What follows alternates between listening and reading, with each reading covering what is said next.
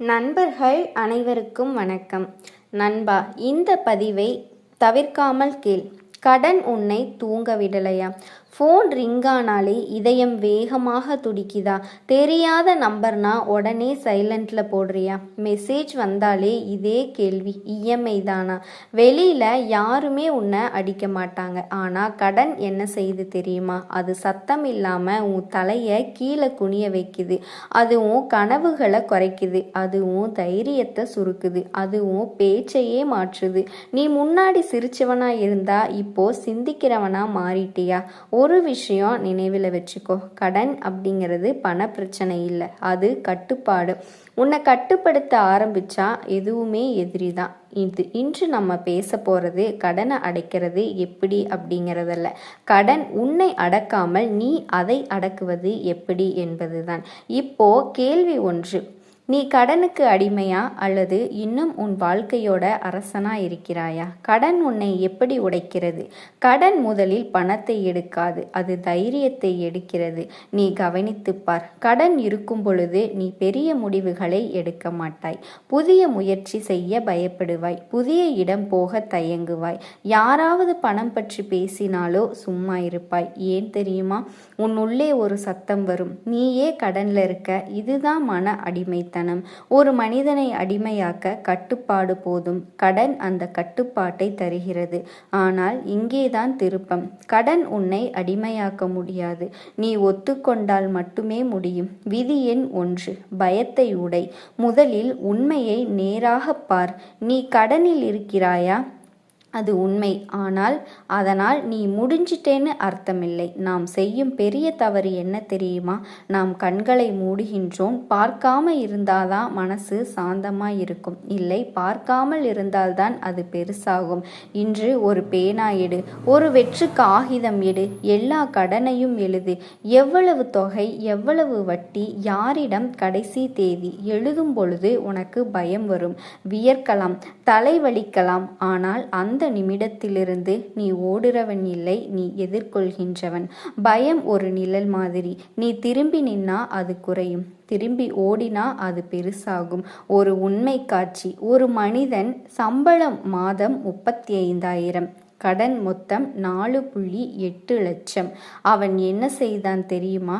முதலில் 6 மாதம் அவன் பயந்தான், பிறகு ஒரு நாள் முடிவு செய்தான். அவன் எல்லா கடனையும் எழுதினான், அவன் கணக்கு பார்த்தான், அவன் உணர்ந்தான் இது முடியாத விஷயம் இல்லை. அந்த ஒரு நாளிலிருந்து அவன் மனசு லேசானது. பணம் குறையவில்லை, பயம் குறைந்தது. அதுவே முதல் வெற்றி. பகுதி 2, வாழ்க்கையை குறை, இலக்கை இல்லை. கடன் இருக்கும் பொழுது மக்கள் 2 தவறு செய்கிறார்கள். ஒருவர் இன்னும் கடனை வாங்குவார், மற்றொருவர் கனவை விட்டுவிடுவார். இரண்டும் அழிவுதான். தற்காலிக சிரமம் நிரந்தர சுதந்திரத்திற்கு வழி.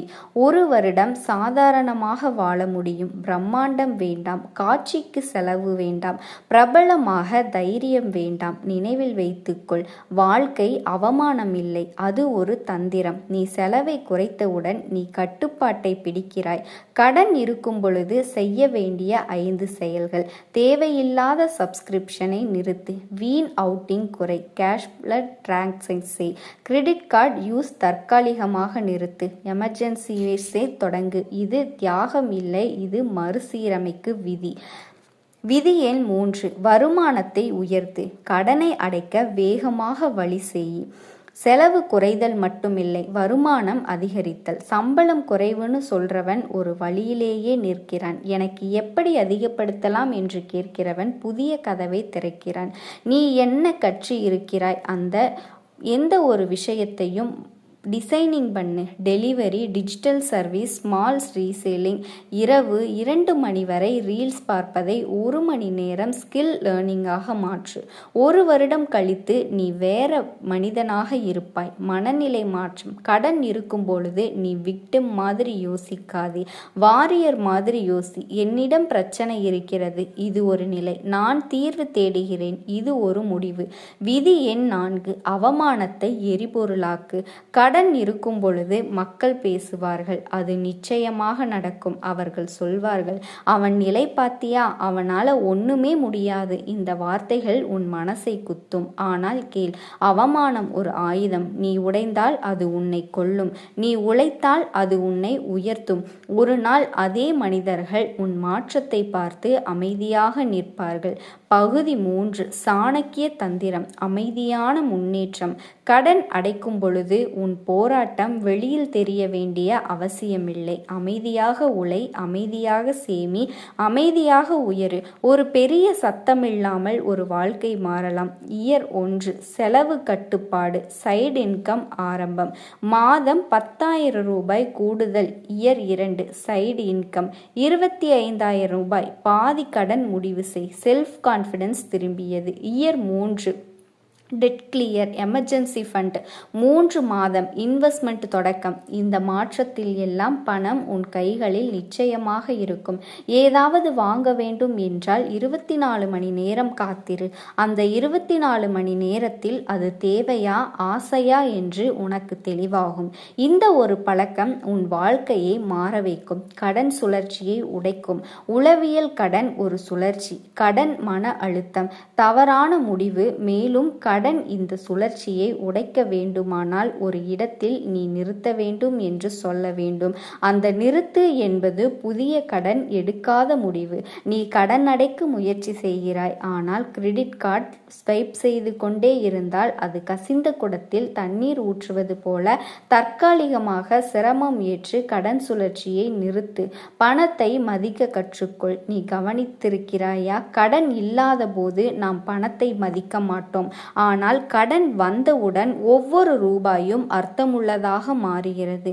அதனால் இதை ஒரு பாடமாக நீ எடுத்துக்கொள். இன்று முதல் ஒவ்வொரு ரூபாய்க்கும் வேலை கொடு. உன் பணம் எங்கே போகிறது என்று தெரிந்திருக்க வேண்டும். எனக்கு தெரியவில்லை என்ற பதில் ஒரு ஆபத்தான பதில். பணம் உன் வாழ்க்கையின் இரத்த ஓட்டம். அது எங்கே கசிகிறது என்று தெரிந்திருக்க வேண்டும். உன் சுற்றம் முக்கியம். கடன் அடைக்க முயற்சி செய்யும் பொழுது உன் சுற்றத்தில் உள்ளவர்கள் யார்? செலவுக்கு தூண்டும் நண்பர்களா அல்லது சேமிக்க ஊக்குவிப்பவர்களா? நீ சிம்பிளாக வாழ நினைத்தால் சிலர் கிண்டல் செய்வார்கள். என்னடா இப்படி மாறிட்ட, பணம் இல்லையா? அவர்களுக்கு நீ பதில் சொல்ல வேண்டாம். இன்று அவர்கள் சிரிப்பார்கள், நாளை அவர்கள் கேட்பார்கள். நினைவில் வைத்துக்கொள், உன் வாழ்க்கை உன் பொறுப்பு. அவர்களின் கருத்து இல்லை. அமைதியான உழைப்பு. கடன் அடைக்கும் காலம், அமைதி இல்லாத காலம். சோசியல் மீடியா கம்பேரிஷனை நிறுத்து. மற்றவர்களின் வாழ்க்கையை பார்த்து மனமுடையாத நீ உன் பாதையில் நடக்க வேண்டும். ஒரு விதை மண்ணுக்குள் போகும் பொழுது அது சத்தம் போடாது, ஆனால் அது ஒரு நாள் மரமாக மாறும். இன்று நீ விதை நிலை, அதை ஏற்று நெருக்கடியை வலிமையாக்கு. கடன் காலம் உன் மன தசைகளை காட்டும் காலம். நீ இப்பொழுது கற்றுக்கொள்கின்ற இந்த ஒரு ஒழுக்கம் உன் வாழ்க்கை முழுவதும் உன்னை காப்பாற்றும். நீ இப்பொழுது கற்றுக்கொள்கின்ற இந்த பொறுமை உன் எதிர்கால வெற்றிக்கு ஒரு அடித்தளம். ஒரு நாள் நீ நிச்சயமாக முன்னேறுவாய். இந்த காலத்தை நினைத்து நன்றி சொல்வாய். ஏனென்றால் இந்த காலம்தான் உன்னை உருவாக்கியது. உன் எதிர்காலத்தை கற்பனை செய். கண்களை மூடி ஒரு காட்சி பாரு. கடன் இல்லாத நீ. ஒரு போன் ரிங்கானாலும் பயமில்லை. இஎம்ஐ ரிமைண்டர் இல்லை. மனசு லைட் ஆகும். நாட்டு நடப்பு நேராக அந்த மனிதன் நீதான். அவன் இப்பொழுது உருவாகிறான். ஒவ்வொரு ஒழுக்கத்திற்கும் அந்த மனிதனுக்கான ஒரு படி. பகுதி 12, 5 ஆண்டு திட்டம். 1 வருடம் கடன் கட்டுப்பாடு, 2 வருடம் முழு கடன் தீர்வு, 3 வருடம் எமர்ஜென்சி ஃபண்ட், 4 வருடம் முதலீடு, 5 வருடம் பாசிவ் இன்கம். இது கனவு இல்லை, இதுதான் திட்டம். திட்டமில்லாதவன் கனவில் வாழ்வான். நிச்சயமாக திட்டமிட்டவன் உண்மையில் வெல்வான்.